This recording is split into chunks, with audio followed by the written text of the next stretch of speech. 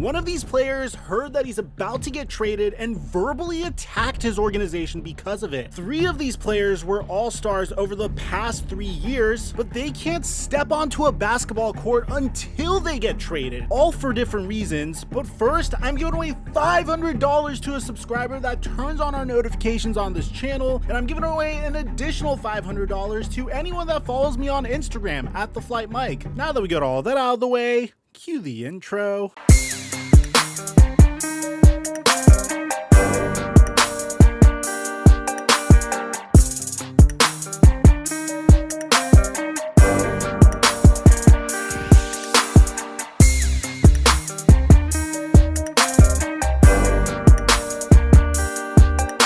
Mic check 1 2 1 2. We have to start this video with an absolute favorite on this channel, and that is none other than Ben Simmons. The Ben Simmons saga has been very interesting, and it's been something that we've been covering for quite some time, primarily because it went from Ben Simmons not being loved because Ben Simmons got a decent amount of hate for the way that he concluded his season last year with the Philadelphia 76ers after losing to the Atlanta Hawks and literally refusing to take an open dunk, all the way to him deciding that he wanted to send his teammates back on a plane when they tried to touch base with him over the summer. Eventually, Joel Embiid and the rest of his teammates got frustrated with him in the beginning of training camp because Ben Simmons just didn't seem to have cared during training camp.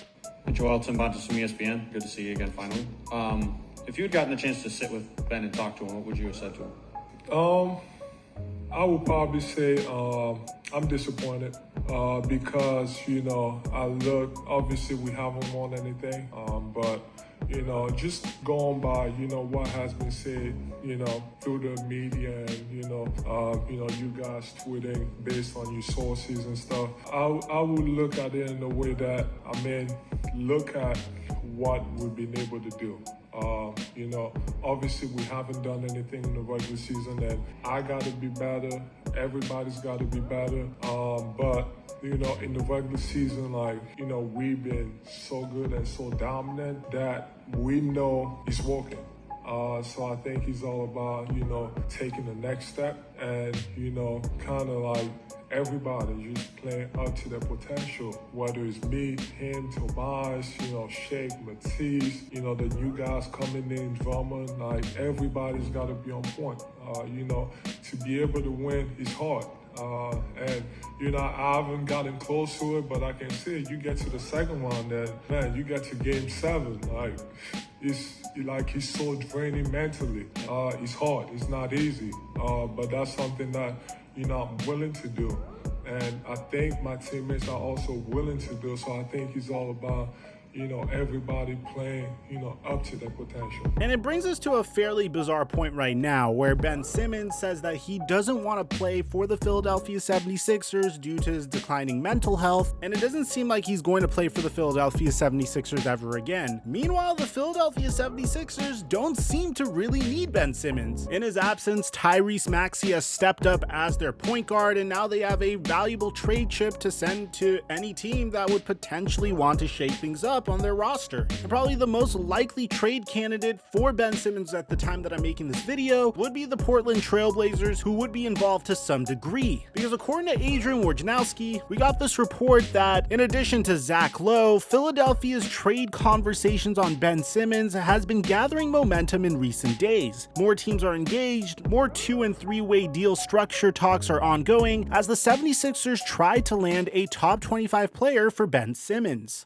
Now, this is really interesting. Right away, you might be thinking, okay, looks like Damian Lillard is probably the most likely player to get traded for Ben Simmons, but not so fast. As Adrian Wojnarowski continues to say that the Portland Trail Blazers have made clear to the 76ers that All-NBA guard Damian Lillard is not available to be discussed in trade talks, and the franchise has no interest in moving him, sources tell ESPN. Lillard has repeatedly expressed his commitment to want to remain in Portland on his current long-term contract, and in interim GM Joe Cronin has also expressed a strong commitment to continue building the franchise around the All-NBA guard. Now, what's really interesting about this is the only other notable top 25 player that could potentially be traded would probably be Jaylen Brown, but so far the Boston Celtics don't really seem interested in moving Jaylen Brown, so we'll have to keep our eyes on this situation because it's clear that Portland does want to make a move, but Portland doesn't want to trade Dame, so who's the most likely player that Portland will trade?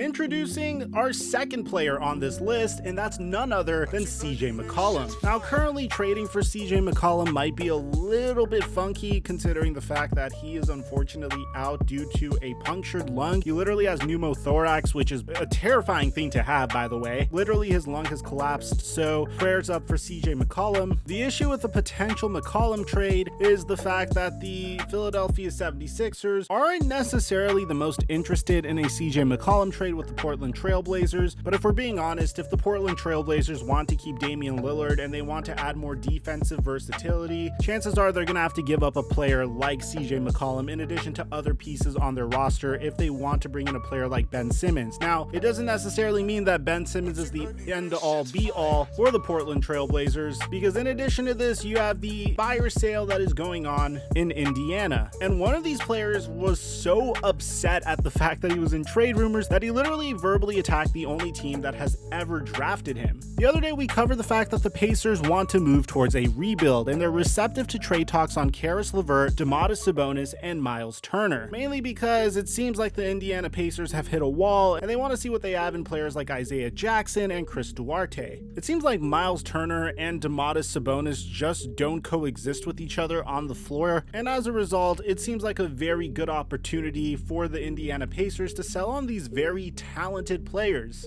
And unfortunately, it doesn't seem like Miles Turner is really happy about these rumors, because he went out and literally called out the Indiana Pacers as a result of these trade rumors. According to Jared Weiss of The Athletic, Miles Turner believes that the Pacers don't see him as a valued part of their lineup, saying it's clear that I'm not valued as anything more than a glorified role player here, and I want something more opportunity. I'm trying really hard to make the role that I'm given here work and find a way to maximize it. I've been trying to the past 2-3 seasons, but it's clear to me, just numbers wise, I'm not valued as more than a rotational role player, and I hold myself in a higher regard than that. Miles Turner is one of the better defensive centers in the entire NBA, and he could stretch the floor as good as any other center in the entire NBA, which is a very rare skill to find. But if there's another player that is probably a bigger long shot to potentially get traded, it would have to be Bradley Beal. Now, I'm gonna be honest, Bradley Beal has been on our list for quite some time, and we have yet to hit on this pick. It seems like he is one of those players that is going to be hopelessly loyal to the Washington Wizards, but at the time that I'm making this video, he is refusing to sign a contract extension with the Washington Wizards, saying that I want to see how they commit to me. Bradley Beal would go on Chris Haynes' podcast saying that he is committed to the Washington Wizards, but he wants to dictate how his future goes, saying I got time, so I kind of hold the cards right now. And one, I've never been in this position, so I'm kind of embracing that, being able to kind of dictate how I want my future to be and where I want to be. And at the same time, I'm not going to make that grand commitment and it doesn't work.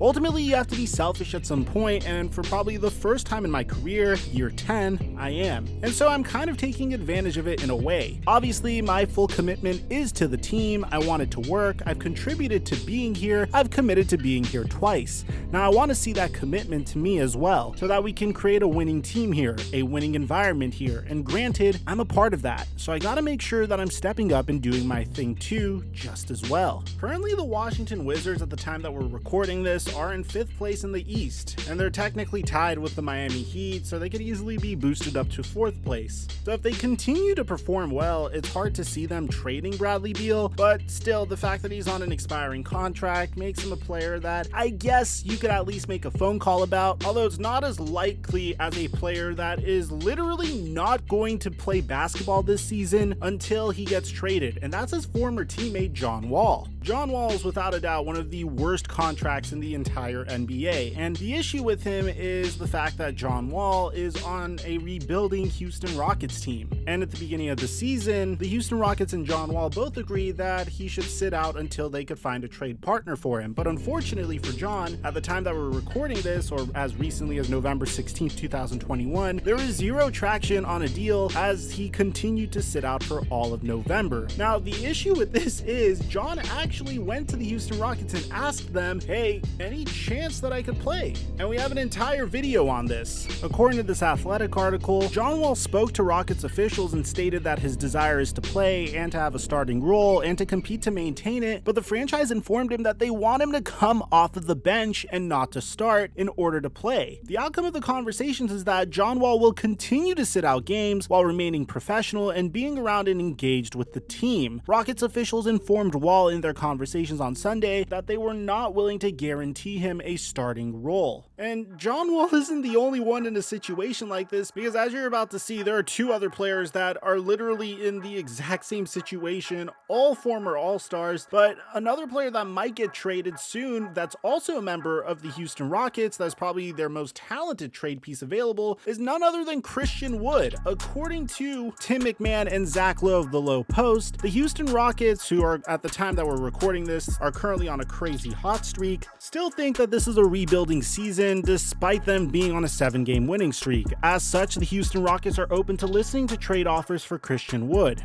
While Houston isn't shopping Christian Wood, they are willing to take proposals for the talented big man. The Rockets see Wood as young enough to be in his prime when their younger players mature into a playoff contending roster. Wood has been Houston's best player this season. He currently has 16 points, 11 rebounds, and 1.2 blocks per game, and he's been dishing out a career high 2.3 assists. So it seems like the Rockets are more or less in just sell everyone mode, which means don't be surprised if Eric Gordon is also added to this bunch, which, by the way, it makes no sense to me that John Wall is currently sitting out games, but Eric Gordon is getting valuable playing time. There are no sources that indicate that Eric Gordon will be traded soon. This is just my hunch. If they're willing to trade Christian Wood, if they're trying to trade John Wall, if they want to go towards a younger roster, then they're willing to trade Eric Gordon, because Eric Gordon is one of their older role players that is still fairly valuable and isn't on a bad contract at all. This brings us to our final two players that are stuck in NBA purgatory until they get traded. The first one being Kyrie Irving, who doesn't even want to get traded, and I can't imagine the Brooklyn Nets agreeing to trade him, mainly because Kyrie Irving, Kevin Durant, and James Harden are best friends, but due to the ambiguous vaccine mandate that they currently have in New York, Kyrie Irving cannot play until he gets vaccinated. And therein lies the problem. What do you do if you're the Brooklyn Nets? Do you hold on to Kyrie Irving and hope he could come back in time to help the Brooklyn Nets make a playoff push? Or do you trade him for a player that got vaccinated and can actually contribute to your team? At the time that we're making this, the Brooklyn Nets are the #1 team in the East without Kyrie Irving, and we're almost a third of the way throughout the regular season. But at the same time, the Brooklyn Nets came out and said that they are not extending Kyrie Irving. So at the same time, if you don't plan on signing him to a contract extension, you might as well trade him because he's one of the more valuable players in the entire NBA. And finally, the final player that you could expect to be traded on this extremely long list of players that are about to be traded is none other than Kemba Walker. Kemba Walker was recently put into Tom Thibodeau's doghouse. And to be honest, I don't really understand why. I think it has more to do with the fact that Alec Burks has been shooting a significantly higher three-point percentage than him and is much less of a defensive liability than he is. Maybe Tom Thibodeau wants to give more time to Emmanuel quickly, but I don't really understand why Kemba Walker can't at least be a role player. He might not be the star that he was in 2020 when he had literally made an all-star game, but he definitely doesn't deserve to be a end of the bench type of role player. Kemba Walker had this to say about the benching, saying it was tough, obviously, because as a competitor, I love to play basketball, I love to be on the court, and this is the first time this has ever happened to me in my career, pretty much on any level. But at the end of the day, I have respect for Coach Tibbs and the decision he made. It might not be an easy one, but it was a choice he made, but I have no choice but to live with it. I've always been a team guy first. It's not about me, it's about the team. So if he feels that's what's going to make the team better, then so be it. I'm just going to be here for my teammates. I'm here to help them in any way, shape, or form that I can. Now, I'm sure I missed a decent amount of these players, but the trade deadline is 2 months away. I wanted to give you guys my very first list, so let me know in the comment section down below, who do you guys think I missed out on? Maybe Blake Griffin, but didn't imagine Blake Griffin being an exciting name to mention. Aside from that, I'm your boy Mike, and I'm dropping our mic